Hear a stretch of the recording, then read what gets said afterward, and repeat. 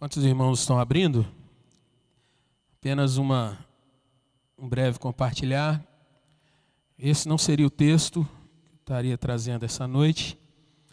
Estaria falando com os irmãos a respeito dos presentes que o Salvador recebeu, mas fica para um outro momento essa exposição, porque quando eu me dei conta, isso foi ontem, eu parei para olhar que hoje, essa noite, seria nosso último domingo do ano, a última exposição desse ano, 2020, num domingo. E aí eu fiquei com o meu coração assim, pensativo, sobre o que aconteceu nesse ano, sobre a nossa caminhada até aqui, e fui buscar no Senhor e também pensando um pouco com aquelas avaliações costumeiras que a gente faz todo ano, Quando você vai limpar suas gavetas, seu guarda-roupa, quando você começa a pensar no que foi a história desse ano. E aí veio uma questão que talvez seja uma das grandes questões nossas aqui como igreja nesse ano. Aquela perguntinha, esse foi ou não foi o ano das boas notícias, das boas novas? E aproveitando esse nosso momento de compartilhar, a gente pode esticar um pouco nossa brincadeira aqui. Você vê que até congresso fizeram para debater se isso foi ou não foi verdade, Foi ou não foi, Fran? Aquela história assim, será que foi? Será que é isso mesmo? Foi boa notícia, não foi? E aí, irmãos, o Senhor me ajudou muito na questão de olhar para esse texto e pensar um pouquinho sobre o que é essa questão de boas notícias. O que é essa tal boa nova? Será que ela nos acompanhou durante todo esse ano ou não? E eu quero primeiro ler o texto aos Hebreus, capítulo de número 4, depois nós vamos orar e assim nós vamos investigar um pouco à luz desse texto, se nós encontramos uma resposta para essa situação. Hebreus 4, a partir do verso 1, a palavra do Senhor nos diz assim: temamos, portanto, que sendo-nos deixada a promessa de entrar no descanso de Deus, suceda parecer que alguns de vós tenha falhado. Porque também a nós foram anunciadas as boas novas, como se deu com eles. Mas a palavra que ouviram não lhes aproveitou, visto não ter sido acompanhada pela fé naqueles que a ouviram. Nós, porém, que cremos, entramos no descanso conforme Deus tem dito. Assim jurei na minha ira, não entrarão no meu descanso, embora certamente as obras estivessem concluídas desde a fundação do mundo, porque em certo lugar assim disse no tocante ao sétimo dia, e descansou Deus no sétimo dia de todas as obras que fizera, e novamente no mesmo lugar não entrarão no meu descanso. Visto, portanto, que resta entrarem alguns nele, e que por causa da desobediência não entraram aqueles aos quais anteriormente foram anunciadas as boas novas. De novo, determina certo dia, hoje, falando por Davi, muito tempo depois, segundo antes fora declarado: hoje, se ouvirdes a sua voz, não endureçais o vosso coração. Ora, se Josué lhes houvesse dado descanso, não falaria posteriormente a respeito de outro dia. Portanto, resta um repouso para o povo de Deus. Porque aquele que entrou no descanso de Deus, também ele mesmo descansou de suas obras, como Deus das suas. Esforcemo-nos, pois, para entrar naquele descanso, a fim de que ninguém caia, segundo o mesmo exemplo de desobediência. Porque a palavra de Deus é viva e eficaz, e mais cortante do que qualquer espada de dois gumes, e penetra até o ponto de dividir alma e espírito, juntas e medulas, e é apta para discernir os pensamentos e propósitos do coração. E não há criatura que não seja manifesta na sua presença. Pelo contrário, todas as coisas estão descobertas e patentes aos olhos daquele a quem temos de prestar contas. Tendo, pois, a Jesus, o Filho de Deus, como grande sumo sacerdote que penetrou os céus, conservemos firmes a nossa confissão. Porque não temos sumo sacerdote que não possa compadecer-se das nossas fraquezas. Antes, foi ele tentado em todas as coisas, à nossa semelhança, mas sem pecado. Acheguemo-nos, portanto, confiadamente junto ao trono da graça, a fim de recebermos misericórdia e acharmos graça para socorro em ocasião oportuna. Baixe um pouco sua fronte, vamos falar com Deus nessa hora.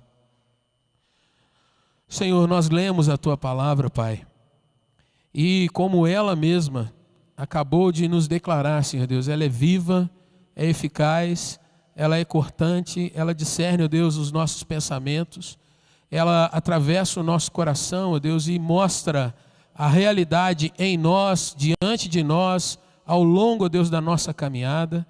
E eu rogo ao Senhor que o Senhor ilumine a nossa mente e o nosso coração nesse momento. Ajuda-nos, ó Deus, não apenas a compreender o que está registrado na Tua palavra, mas ajuda-nos, ó Deus, a de fato ter o nosso coração trabalhado pelo Espírito Santo. A nossa mente, ó Deus, elevada ao Senhor e receptiva ao que o Senhor tem para ministrar ao nosso coração. E mais ainda, Senhor, ajuda-nos ao entender a Tua palavra, a nos agarrarmos nela. E assim, ó Deus, sermos encontrados pelo Senhor em fidelidade, em busca pelo Senhor, e desfrutarmos, ó Deus, da grande e boa notícia que está diante de nós, que é Cristo Jesus, nosso Senhor. É em nome dele que nós oramos e te agradecemos, Pai. Amém, Senhor. Meus irmãos, um ano anunciando boas novas, um ano proclamando, falando, e talvez muitos duvidando se realidade foi essa boa nova proclamada. Quando você retorna um pouquinho e volta lá ao mês de janeiro desse ano, nós estávamos anunciando o tema do ano, falando sobre nossas perspectivas, os nossos sonhos. Para você que não tem mais proximidade no sentido de conhecer a história por conta desse tema, quando ele foi apresentado aos pastores, aos presbíteros da igreja, a ideia era de que em todo esse ano de 2020 nós estivéssemos anunciando o Evangelho como boas novas, falando da grande bênção que é conhecer o Evangelho e desfrutar dele. E vários desdobramentos aconteceriam ao longo do ano. E estaria junto com o tema do próximo ano, que é o ano que a igreja completa então 70 anos. E seria então o ano de discipulado, um ano evangelizando, o ano seguinte fazendo discipulado e assim criando raízes e profundidade dentro dessa nossa caminhada como igreja. A ideia era essa. E assim nós iniciamos o ano, trazendo grande anúncio, a exposição do Evangelho de Mateus ao longo da escola dominical, e nós começamos com as classes assim, subdivididas. Chegamos a 3 estudos assim, cada classe estudando o mesmo tema, mas com professores já dentro de um contexto mais particular, mais de proximidade, e assim nós fizemos. E aí, irmãos, no mês de fevereiro, uma sombra se abate sobre toda a humanidade, não apenas a nossa igreja. Vem o mês de março e abril, com eles um susto enorme, a questão de sermos impactados pelas notícias, e o que eram dentro do nosso contexto várias classes se resumiu a um momento aqui no templo, uma exposição apenas diante de câmera e os irmãos acompanhando dentro dos seus lares. O tempo foi passando, maio, junho, julho, recolhidos, aquele receio, o que vai acontecer conosco?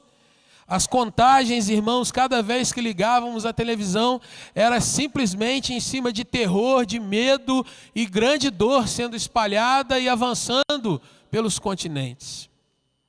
E aí constantes sobressaltos vinham sobre nós, grandes incertezas. O que vai acontecer então? Vem o mês de agosto, começa assim uma retomada. Os cultos são liberados para acontecerem com a presença ainda limitada, mas nós entramos nessa fase.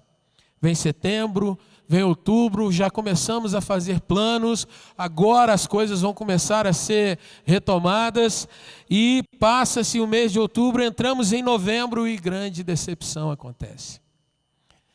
Nós nos vemos de novo com uma grande sombra, começamos a ouvir pela mídia que enquanto aqui as coisas estavam se arrefecendo, do outro lado do mundo, alguns já falam de nova onda de Covid, e a situação então vai se avolumando novamente, e não obstante as coisas estarem lá, aqui no nosso meio parece que acontece um grande rebote daquilo ali.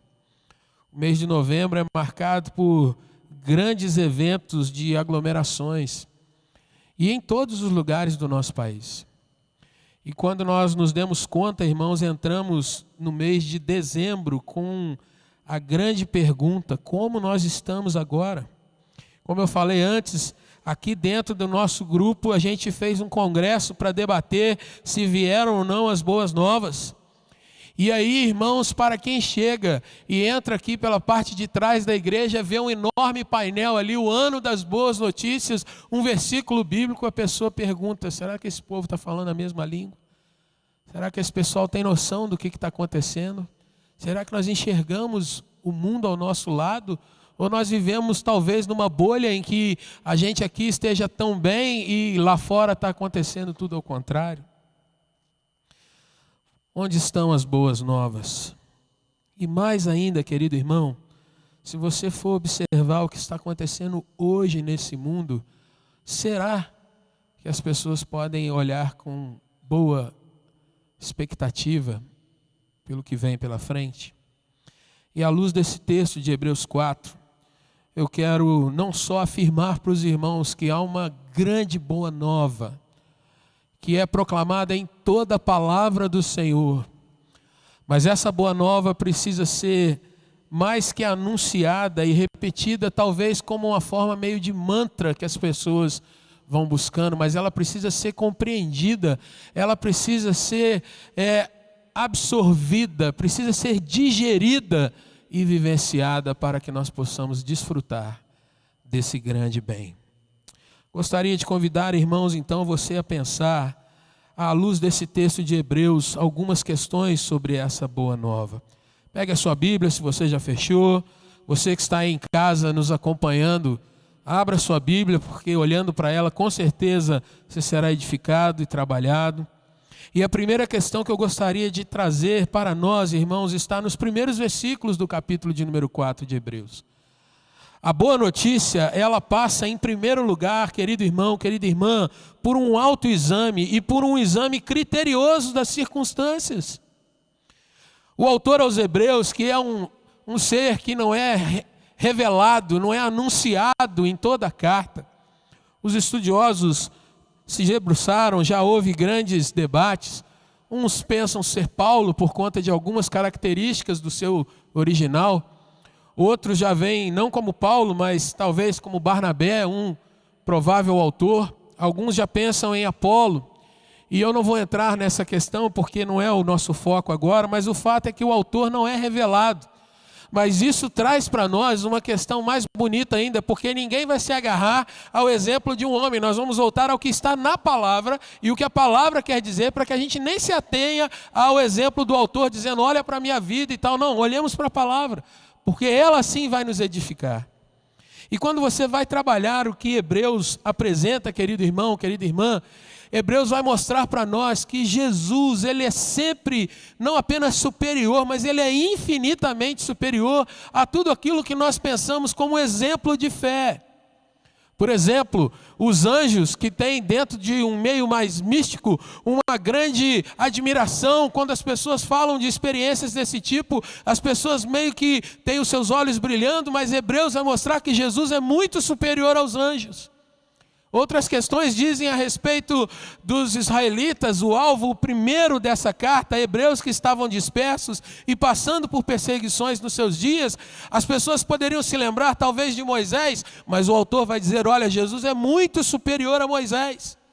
As pessoas vão pensar, olha, então talvez a gente possa se agarrar a algumas questões da nossa religião, das nossas tradições. E o autor aos Hebreus vai desenvolver a carta mostrando que Jesus é muito superior a toda e qualquer tradição, a todo e qualquer rito. Não é isso que lhes garantiria a boa nova, mas era de fato entenderem qual é a obra de Cristo, a pessoa de Cristo, para que pudessem então entender o que ele estava anunciando durante toda a carta. Jesus é o melhor, Jesus é superior, Jesus é infinitamente superior, e é isso que ele vai demonstrando. Mas veja que aqui nesse capítulo, querido irmão, ele começa a tratar com os primeiros leitores com um verbo, temamos. Ou seja, tome muito cuidado, tenha de certa forma até medo. E ele diz do quê? Ele diz assim, no final do versículo 1, você possa talvez parecer como que falhando. Falhando em quê? Em não observar a promessa que foi colocada diante de você, de entrar no descanso de Deus. Tenha muito receio disso, observe isso com calma. E quando você volta nos últimos versículos do capítulo 3, o autor vai mostrar que muitos que receberam aquela promessa falharam em desfrutar dela. Embora estivessem vendo, eles não conseguiam entender. Embora eles estivessem ouvindo, eles não conseguiam ter aquilo no seu coração e não conseguiam desfrutar de tudo aquilo ali. Então esse capítulo inicia com o autor chamando a atenção dos seus primeiros leitores. Olha, tomem muito cuidado, porque vocês estão diante de uma promessa de entrar no descanso de Deus, mas tomem cuidado para que não aconteça de algum de vocês falhar nisso. E aí ele começa a mostrar, querido irmão, que a promessa foi entregue a todos eles, versículo 2, nós também recebemos esse anúncio de boas novas, como eles receberam, mas veja, a palavra que ouviram não foi aproveitada, porque ela não foi acompanhada por fé naqueles que a ouviram. Daqui a pouco a gente vai voltar para falar um pouco mais nessa questão de fé, querido irmão, querida irmã, mas veja que o autor começa a mostrar para aqueles seus primeiros leitores e mostra para nós que somos hoje, os hebreus, somos hoje aqueles que recebem essa carta. Ele traz uma grande questão que nós precisamos sempre olhar para nós e pensar, puxa vida, eu tenho ouvido tantas mensagens, eu tenho sido exposto à contínua exposição da palavra durante tanto tempo. O que de fato isso tem mudado? O meu modo de ver as coisas, o meu pensamento com relação ao mundo que está ao meu redor? Será que eu tenho de fato desfrutado do Evangelho de Jesus? Será que de fato eu acordo a cada dia entendendo que aquele dia está nas mãos do meu Senhor e eu dentro desse dia também estou? Será que eu entendo que a minha vivência cada dia, de fato, pertence exclusivamente a Jesus? Um autoexame é necessário. Um autoexame para que eu comece, irmão, irmã, de fato, a pedir ao Senhor que até mesmo aquilo que eu não compreenda bem, Ele venha demonstrar a mim. Jeremias, no seu livro de Lamentações, ele tem um versículo que traz assim, olha, esquadrinhemos os nossos caminhos. Deixemos o Espírito mostrar para nós como está a nossa caminhada, para que a gente possa de fato ser examinado, pensado, olhado diante da palavra do Senhor e verificar como estão as coisas. Mas ainda, irmãos, a boa notícia não passa apenas por um autoexame, mas por um exame criterioso das circunstâncias.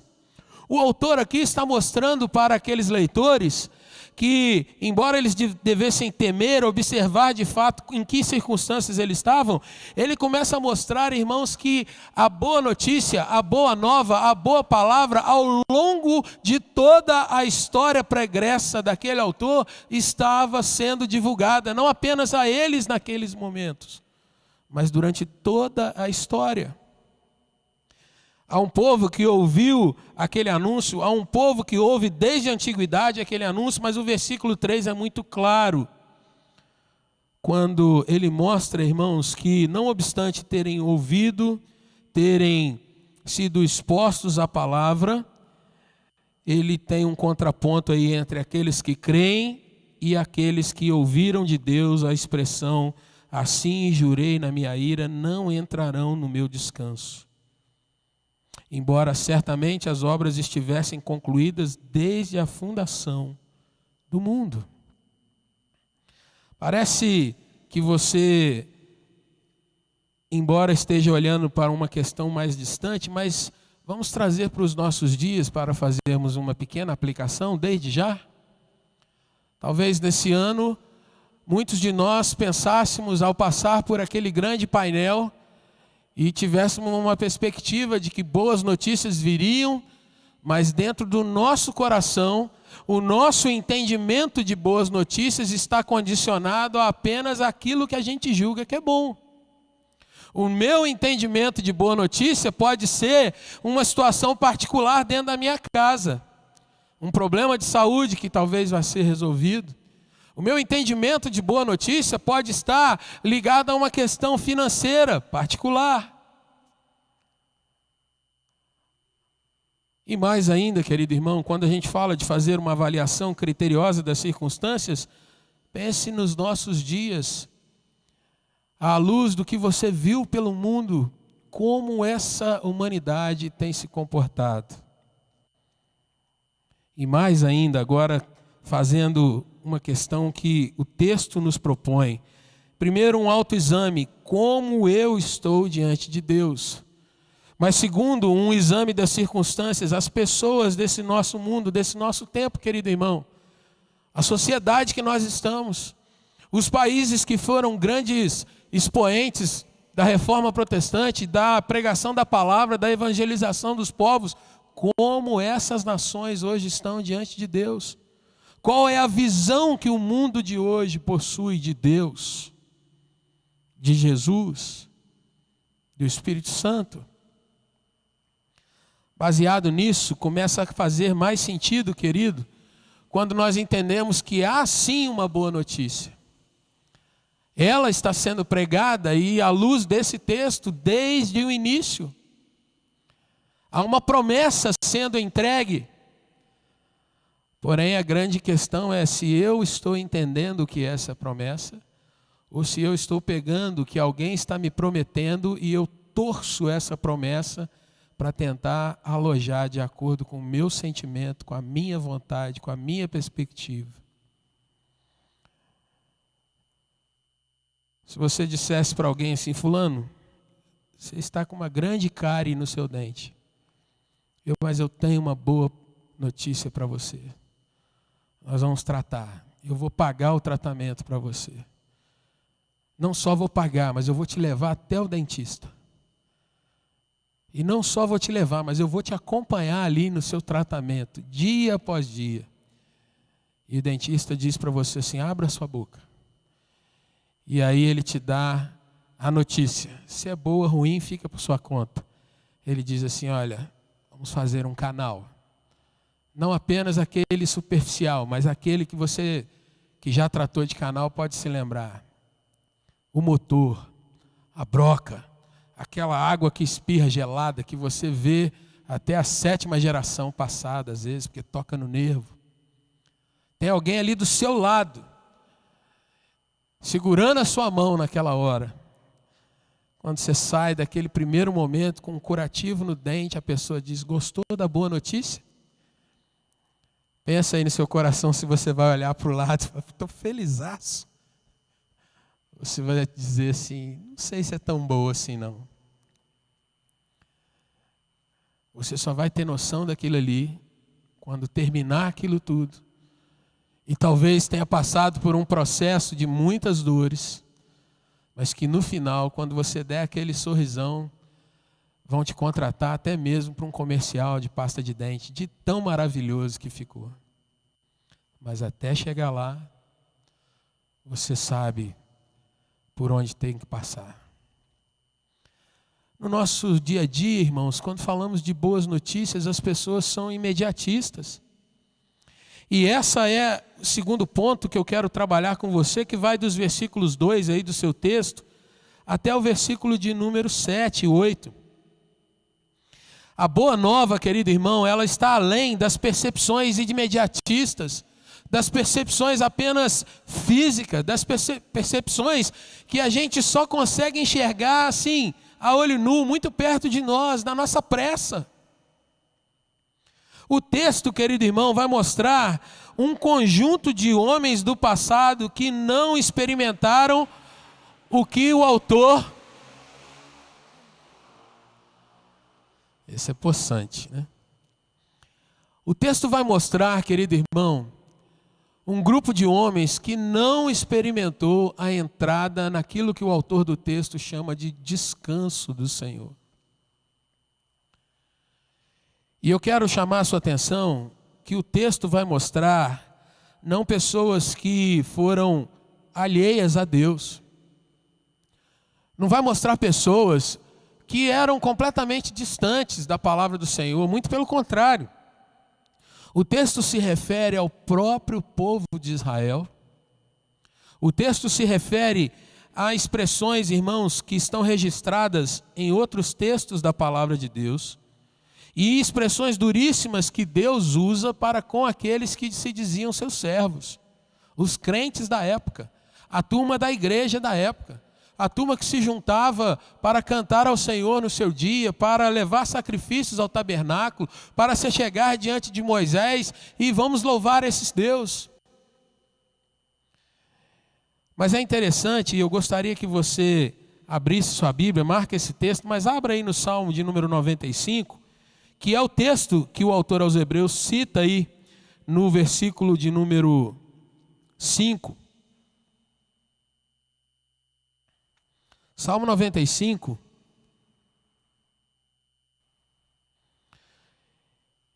Se você já abriu, começa a ler. Você vai ver que ele começa com um chamado ao louvor.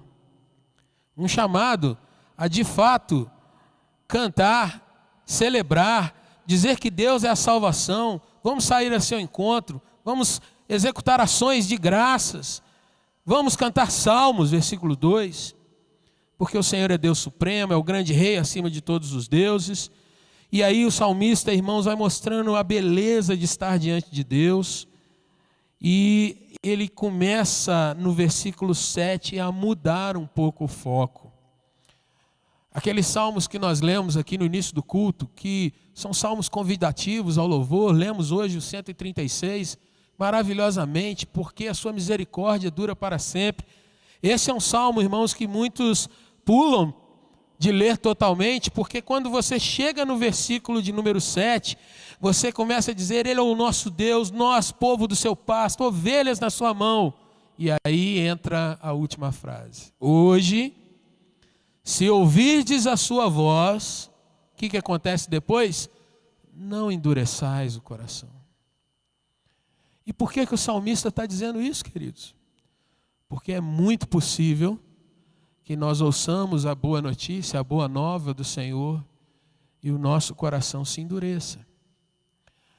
Porque a boa notícia pode ser o Senhor dizendo assim, olha, eu vou transformar o teu caráter. E a mudança de caráter é algo que mexe lá dentro da alma de fato. O Senhor pode muitas vezes trazer aquela boa notícia, olha, hoje nós vamos começar a mudar o seu casamento. E aí você, naquela expectativa, como a gente trouxe antes aqui, não fez um autoexame, não olhou as circunstâncias, mas na sua imediatista visão você pensa, vai mudar é com o outro. Né? Quanto a gente não sonha para que o nosso cônjuge seja transformado? E aí o Senhor fala, não, a boa nova é você que vai ser mudado. Nós vamos trabalhar contigo, camarada. Eu, Senhor. Mas eu me achava tão bem. Sim, você se achava. Mas faça um autoexame. Olha as circunstâncias.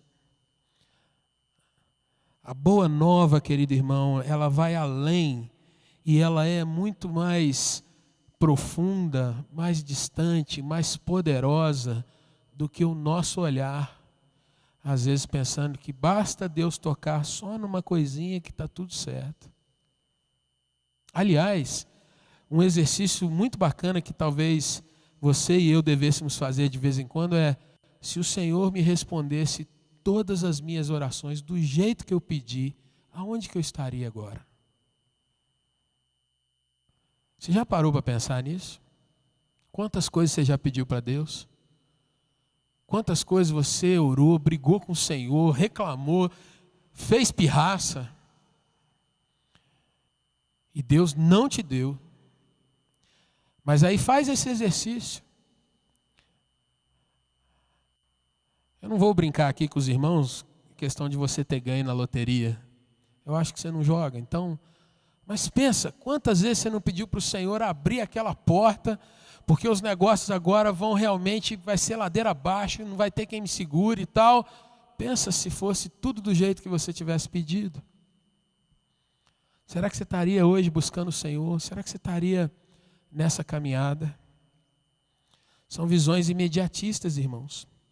E no Salmo 95, quando dá essa virada, a questão de endurecer o coração, o salmista vai falar do povo que estava em Meribá, em Massá, regiões que tomaram esse nome porque tem a marca de rebeldia contra Deus.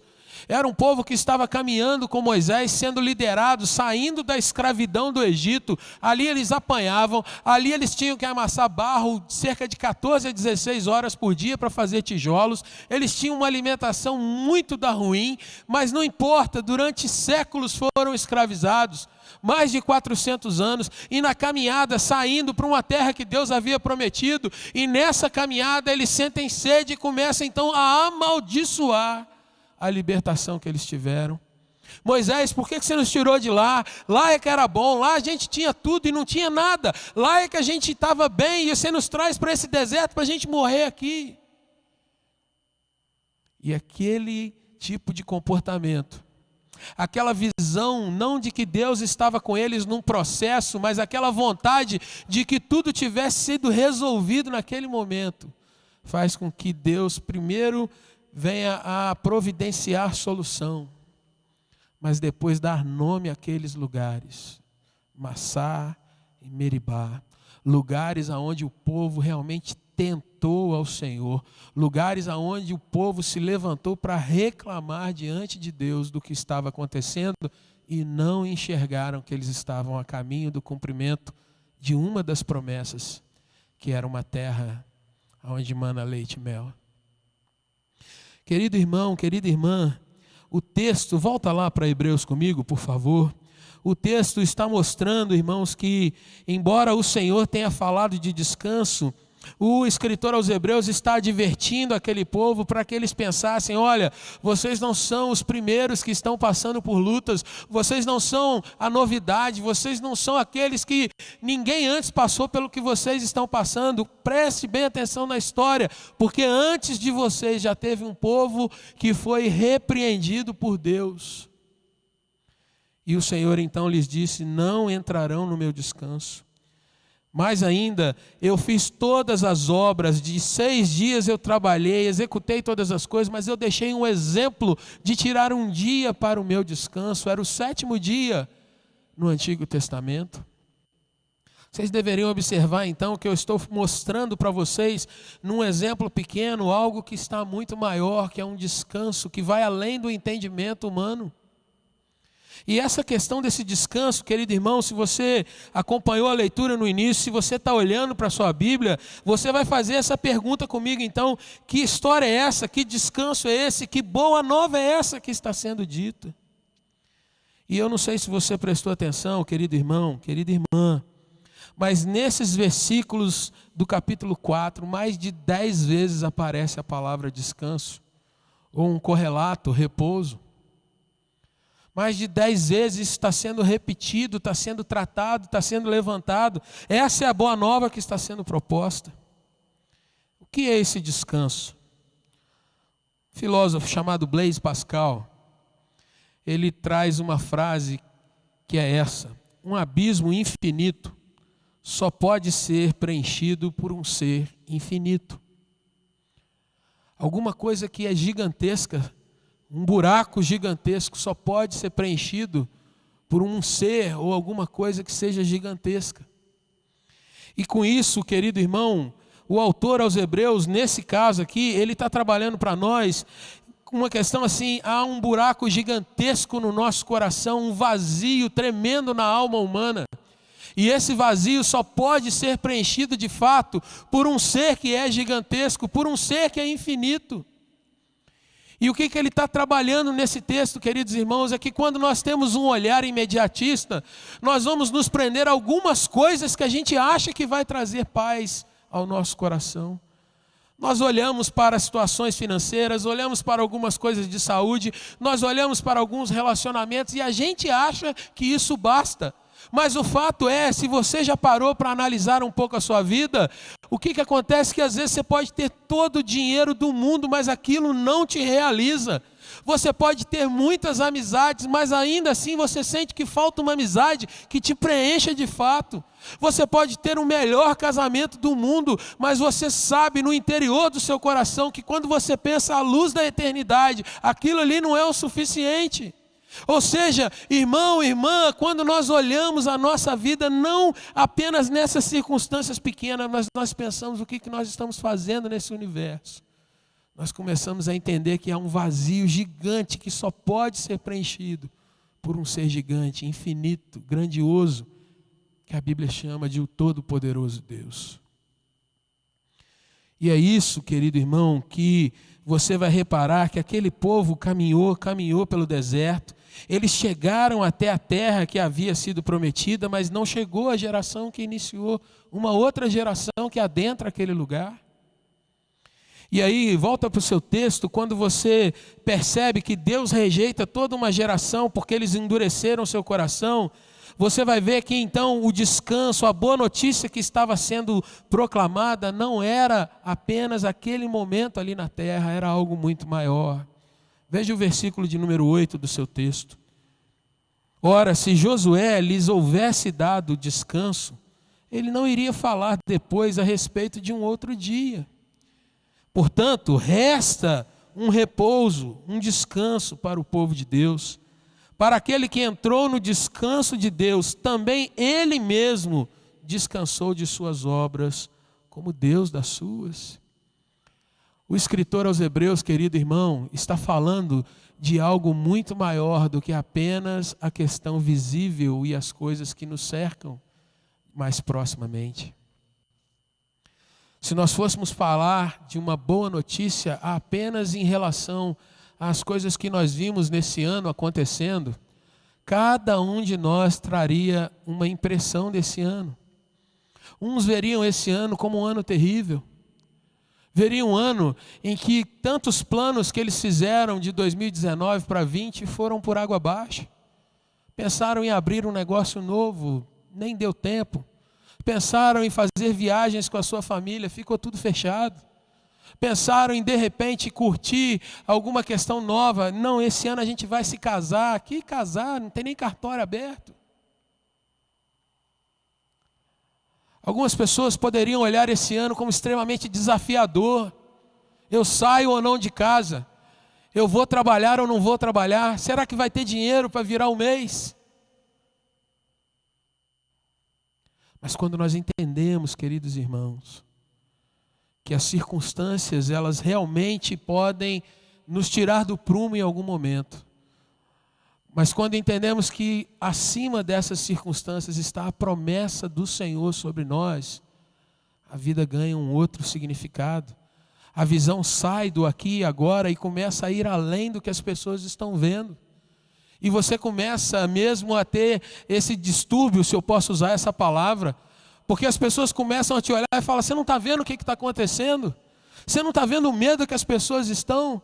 E de repente você diz assim: não, mas a minha segurança não está nisso, não está no aqui e agora. Está onde então? O que está acontecendo? O que é isso que você está carregando que te dá paz mesmo em meio a esse turbilhão de situações?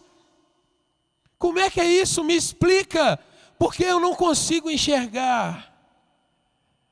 E esse é um ponto, querido irmão, que vai mostrar que Hebreus não está falando apenas da questão que muitas vezes nós anunciamos como salvação, eternidade, mas ele fala também de você desfrutar aqui, agora, no hoje, os efeitos daquilo que tem promessa para você lá na frente. Você pode apenas não olhar para o futuro e ficar imaginando quando aquele dia chegar, mas você hoje olha para o futuro e olha para o agora, porque o Deus que te prometeu aquilo lá na frente é o Deus que está agindo hoje na sua vida, te cuidando. É o Deus que não vai tirar você do motorzinho do dentista. Você vai passar talvez por alguns momentos que você vai dizer ai, e lágrimas vão dizer, mas Ele vai te conduzir até o final dessa caminhada.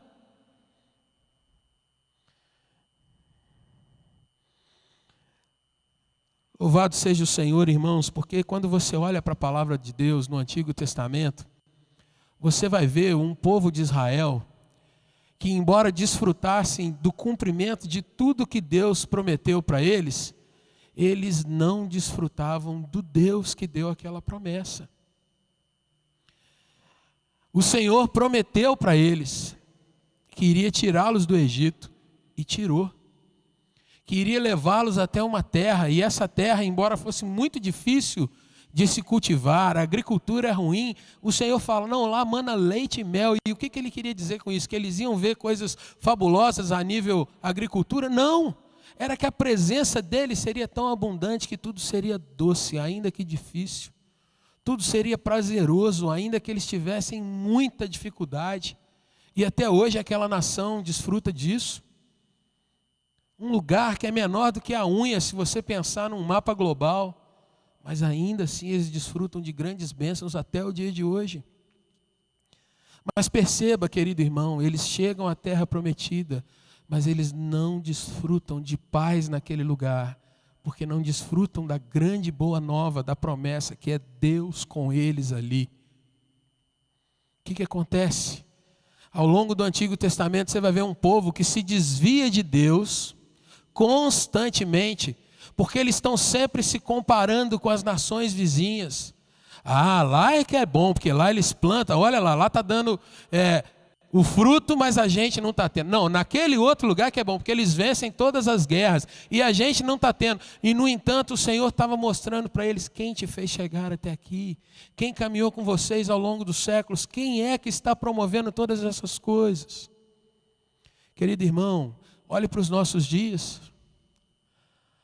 O Senhor está mostrando para a humanidade que dar as costas para Ele não é uma questão de que Deus está mandando uma situação para chicotear as nações. Mas eu creio firmemente, irmão, que o Senhor está mostrando para as pessoas que as nossas escolhas erradas têm produzido tudo isso que nós estamos vendo nos nossos dias. Escolhas erradas a nível científico, escolhas erradas a nível de comportamento, de visão de sociedade, escolhas erradas, irmãos, quando nós vemos nação oprimindo nação, escolhas erradas quando as pessoas querem cada vez mais alguma coisa que lhes dê segurança, mas que não é o Senhor.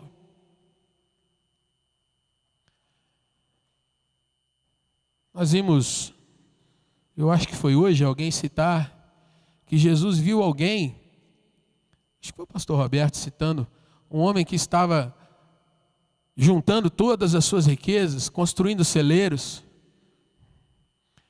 e de repente ele diz, agora eu estou seguro. E Jesus diz, louco, essa noite te pedirão a sua alma, porque a segurança está nas coisas. Irmãos, a boa nova, ela tem um parâmetro para nós entendermos se estamos nela ou não. O versículo de número 2 diz que você precisa alcançar o descanso pela fé. Acompanhar, entender se você está absorvendo o evangelho que está sendo pregado. Mas o versículo 11, 12 e 13, eles vão mostrar para nós, irmãos, que a gente tem, em primeiro lugar, que lutar de fato para vencer o nosso coração, o nosso medo, a nossa mente. E o parâmetro que o autor mostra é nós colocarmos as nossas impressões, as nossas visões, as nossas ideias, não de acordo com o que é o senso comum, mas de acordo com o que a palavra nos ensina. Olhe para o seu texto quando ele diz assim, versículo 11: esforcemo-nos, pois, por entrar naquele descanso. Esforcemos, ou seja, nós precisamos nos disciplinar, lutar. Há algo realmente que não é simplesmente você estalar o dedo e dizer estou dentro. E aí ele começa a abrir essa questão, a fim de que ninguém caia, ninguém tenha uma percepção errada e venha se decepcionar com isso. Segundo o mesmo exemplo citado antes, daqueles que desobedeceram. E aí ele começa a falar, irmãos, de algo que nós sempre citamos quando nós queremos exaltar a Bíblia de alguma forma. Mas a grande questão é quando isso se volta sobre nós e fala assim, então vamos testar se você de fato tem caminhado com o Senhor. E aí ele começa a dizer, a palavra de Deus é viva. Ela não é um livro apenas que você pega e está à sua mercê. O Senhor é poderoso e usa essa palavra para tratar contigo. Mais ainda, ela é eficaz. A diferença entre eficiência e eficácia, querido irmão, é que alguém eficiente produz alguma coisa muito bela, mas que talvez não dê resultado. Agora, aquilo que é eficaz é aquilo que às vezes nem passa por alguns caminhos tão belos, mas traz o resultado. Eficaz. Um bom tratamento não é aquele que a pessoa fala assim, olha, não vai doer nada. Um bom tratamento é que a pessoa diz assim, olha, pode doer um bocado, mas você vai ficar. Está entendendo? Olha para o texto. Ela é eficaz, ou seja, ela produz o efeito para o qual ela foi determinada. E mais, ela é mais cortante, ela consegue penetrar, ela consegue ir tão profundo em situações que você nem imagina que possam existir. Alma e espírito não quer dizer duas coisas diferentes. Na realidade, a Bíblia trata alma e espírito como a mesma coisa e usa uma expressão ou outra para falar da mesma questão, mas a Bíblia, nesse caso aqui, o autor quer dizer assim, olha, a palavra vai tão profunda que ela pode dividir alma e alma, espírito e espírito, coisa que não é divisível, ela tem esse poder de dividir. E aí ele usa uma outra vertente, juntas e medulas. E ela é capaz de discernir os seus pensamentos e aquilo que você leva no seu coração. Não tem criatura, versículo 13, que não seja exposta, como se fosse um grande raio-x, ou uma tomografia, ou o exame mais complexo que você puder imaginar, que as pessoas conseguem detectar o que tem lá dentro do seu corpo. A Bíblia faz isso com o seu coração. A Bíblia demonstra, de fato, se você tem crido ou não. A Bíblia demonstra, irmão, se eu tenho sido obediente a Deus ou não. A Bíblia demonstra para mim mesmo. Se eu que afirmo, que canto, que estou aqui falando, se isso é uma verdade na minha vida ou não. Não há criatura que não seja manifesta na sua presença. Pelo contrário. Todas as coisas estão descobertas, visíveis e patentes, elas sobressaem, elas são realmente perceptíveis assim claramente aos olhos daquele a quem temos que prestar conta. Pastor, esse negócio de boa notícia é sério desse jeito? É. Em outras palavras, queridos irmãos, muitas vezes nós confessamos o Senhor Jesus, e eu vou abrir algumas questões aqui para você pensar. Nós confessamos o Senhor por uma alegria imediata que Ele produz no meu coração. A gente entra dentro de uma igreja, vê um povo cantando, a gente se emociona, aquilo arrepia a gente diz, eu quero isso.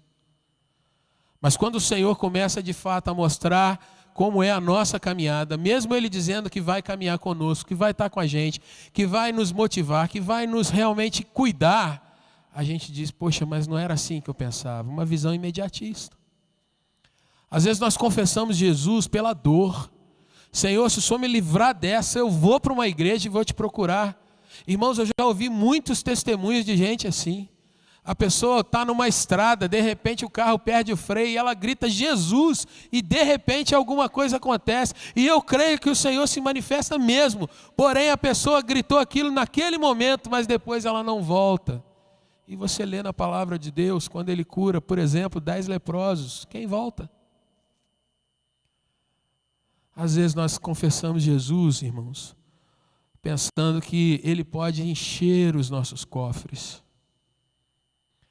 E pensamos que nele, em estar fazendo favores, vivenciando a vida na igreja, ele é obrigado a nos dar a recompensa por aquilo ali.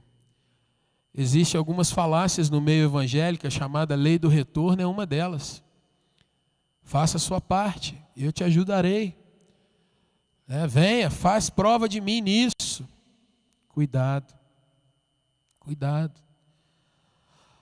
Mas o dia do descanso, querido irmão, é aquele dia e aquele estado, aquele momento em que nós vislumbramos não apenas a questão da eternidade, onde o Senhor diz que o descanso dele é o livramento de todas as fadigas, todos os medos, todos os cansaços que nós atravessamos nessa nossa vida. O dia do descanso é aquele olhar para a eternidade, onde o Senhor realmente vai nos dar um gozo e um prazer que Paulo diz assim, que nem olhos viram, nem ouvidos ouviram, que está sendo preparado para aqueles que amam o Senhor. Mas esse dia, não obstante estar lá na eternidade preparado, ele começa a ser desfrutado nessa vida, nesse tempo, querido irmão. Aonde você, mesmo diante das surpresas, você vai ver que você tem um Deus que está do seu lado, te protegendo de todo mal. Aonde as pessoas estão tão assustadas, mas você pode chegar dentro do teu quarto, se ajoelhar e ali derramar as suas lágrimas até não ter mais. E o Senhor está ali contigo, não apenas pegando as suas lágrimas, mas Ele está te abraçando e Ele mesmo começa a trabalhar o seu coração. E mais ainda, querido irmão, o Senhor não nos diz que a gente não vai entrar num vale da sombra da morte, mas Ele diz que se nós entrarmos, Ele vai passar conosco pelo vale. Ele vai nos confortar, mostrando que a nossa caminhada, por mais difícil que possa ser, ela é nunca solitária, ela nunca é vazia, ela nunca é sem propósito. A vida no Evangelho, meu irmão, é uma vida que lê esse mundo e fala, realmente nós estamos num tempo muito duro. Porém o Senhor jamais me abandonou e não vai me abandonar nesse tempo. Ainda que eu pegue Covid, que vá para um leito, ainda que eu tenha que passar por respirador, ainda que eu não volte dessa situação, eu vou para estar com o meu Deus para sempre. Mas se Ele quiser que eu vá para um leito, que passe pelo respirador e que fique ali o tempo que for necessário e depois venha voltando e venha de novo recuperando e comece a ter saúde de novo, eu vou proclamar para as pessoas que o tempo todo o Senhor estava segurando as minhas mãos. A diferença, queridos irmãos, entre nós entendermos que vem um descanso pela fé e vivenciarmos isso, é exatamente você não se entregar ao espírito desse mundo. Porque tudo que nós falamos da palavra de Deus e da história do povo de Israel, você vai ver que o mundo de hoje rejeita veementemente. As pessoas desprezam a palavra que ela mesma diz que é eficaz, que discerne. Por quê? Porque na hora do confronto com a palavra, muitos não gostam do que é revelado ali. Na hora que ela mostra o meu coração, e eu começo a será que eu sou assim mesmo? Será que eu sou desse jeito? Senhor, será que as minhas motivações são essas? Não, o Senhor está de brincadeira. Será, Senhor, que era isso que eu estava buscando o tempo todo? E aí, irmãos, nós chegamos ao último ponto dessa palavra, que está aí nos versículos 14 e 16. Quando você se reconhece alguém que de fato é totalmente indigno, o autor aos Hebreus vai mostrar para você que não é em você que estão as forças para se esmerar no descanso, mas está nos méritos, na obra e na pessoa do verdadeiro sumo sacerdote Jesus. Ou seja, não tem criatura que não seja manifesta na presença dele, o Senhor. Então, querido irmão, vamos olhar para o verso 14. Tendo, pois, a Jesus, Filho de Deus, como grande sumo sacerdote que penetrou os céus, conservemos firmes a nossa confissão. Porque não temos um sumo sacerdote que possa compadecer-se das nossas fraquezas, ou seja, a gente não está agarrado àquela pessoa do Antigo Testamento que entrava dentro do tabernáculo para oferecer sacrifício por nós, no nosso lugar. Na realidade, o que a gente temos que... o que a gente tem que olhar?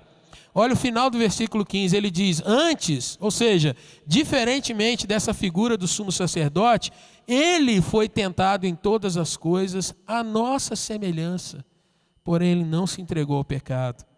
Então o que nós devemos fazer? Versículo 16, vamos nos achegar confiadamente, não vamos nos agarrar ao ponto de dizer, não, eu é quem tem que trabalhar, eu que tenho que lutar, não, vamos entregar a Cristo. Vamos nos achegar ao trono da graça, a fim de recebermos misericórdia, ou seja, Deus não vai imputar sobre nós a culpa. Misericórdia é o Senhor não dar a você o castigo, o destino que estava trilhando. Mas, além da misericórdia, ele diz, acharmos graça, acharmos algo que a gente nem imagina o quão valioso e quão precioso seja, mas que ele nos dá de forma abençoadora, fraterna, amorosa, para socorro em ocasião oportuna. Será que essa é uma ocasião para termos socorro de Deus, irmãos? Será que nesses dias as pessoas estão pedindo socorro? Será que nesse ano a humanidade gritou por socorro? Será que nesse ano, essa palavra, achar socorro em ocasião oportuna, será que essa não seria uma excelente notícia, uma boa notícia para as pessoas? Pastor, resume isso tudo. Alguém chega para você para te falar, esse ano foi terrível. Eu realmente tinha tantos sonhos, planos, mas foi tudo por água abaixo. De acordo com o que você leu, eu creio que você pode conduzir a conversa, dizendo para alguém assim, olha, vamos fazer um exame então? O que você tinha de expectativa para a sua vida? As pessoas vão mostrar que os planos estão sempre ali. Eu quero conquistar isso, eu quero obter aquilo, tal. Joias, são excelentes ideias. Mas você já parou para pensar por que você não conseguiu? Será que você não está enxergando só para você e está deixando distante tantas coisas maiores que Deus tem para a sua vida? Como assim? O que Deus tem para a minha vida? Leva essa pessoa para caminhar um pouco além das percepções imediatistas dela. A pensar que ela tem uma história, que ela tem um Criador, e mais ainda, que ela tem um futuro pela frente, e esse futuro pode ser com Deus ou sem Deus. E pode gerar uma eternidade com o Senhor ou sem o Senhor. Mostra a ela, querido irmão, irmã, que na palavra do Senhor ela vai encontrar não apenas resposta para um tempo de Covid, mas ela vai encontrar resposta para todos os dilemas da vida dela. E mais ainda, além das respostas, ela tem a palavra do Senhor para buscar as respostas corretas e revelar a ela quem ela é. E ela tem Jesus, o sacerdote, aquele que se deu no lugar dela, para que ela pudesse reencontrar com o Deus que a criou e que a está buscando através da palavra de Cristo. É a ocasião oportuna para o Evangelho, irmãos. É a ocasião oportuna para levar não apenas consolo, mas a esperança que vai além desse tempo nosso. Irmãos, esse é o último domingo do ano, eu não sei como será o próximo ano. Eu não sei aquilo que nos aguarda. Mas se tem algo, querido irmão, que me deixa extremamente feliz e ao mesmo tempo desafiado, é saber que mesmo eu não tendo noção do que vem pela frente, eu sei que Jesus jamais vai me abandonar. Posso passar pelos vales mais loucos, mais difíceis. Posso pensar em como é que vai ser a minha família. E às vezes a gente é arrogante, né? Se eu sair, Como é que a minha família vai ser cuidada? E a gente esquece que a herança do Senhor são os filhos, ou seja, dele.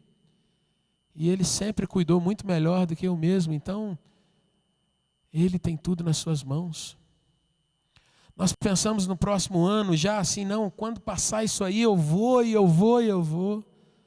Será que não é tempo da gente se voltar para Deus e perguntar: Jesus, qual é o caminho que o Senhor tem para mim? Onde está a tua vontade sobre a minha vida, Senhor? E esse descanso, embora ele seja uma palavra tão linda, ele que muitas vezes é usado em sermões quando a gente diz assim: bem-aventurado aqueles que dormem no Senhor, porque descansam das suas fadigas. Cada vez que você celebra o dia do Senhor, você se lembra que primeiro o Senhor já te deu o descanso eterno, já está dado, concedido. E por isso você pode trabalhar durante outros 6 dias, porque primeiro Ele já te concedeu a promessa, a resposta, a convicção. Você só precisa usufruir disso, com vida, com entrega. Queria te convidar a baixar um pouco sua fronte.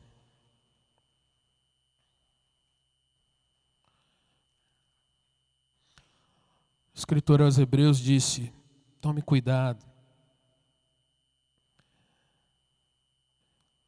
As nossas perguntas esse ano foram: será que temos anunciado e vivido boas novas?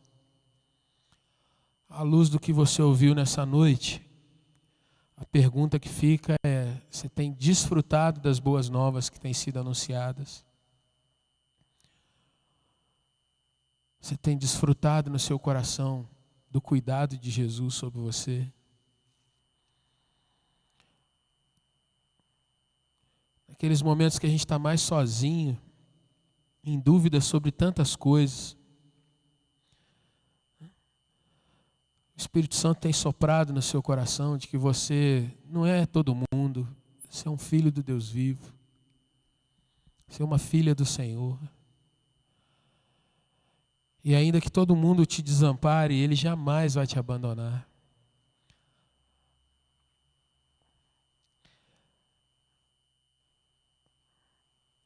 Talvez você tenha ouvido mais a televisão do que a palavra de Deus. Talvez você tenha ouvido mais os profetas da calamidade, do caos, do que aquela palavra que diz: olha, Deus é o nosso refúgio, fortaleza, socorro bem presente nas tribulações. Portanto, não temeremos.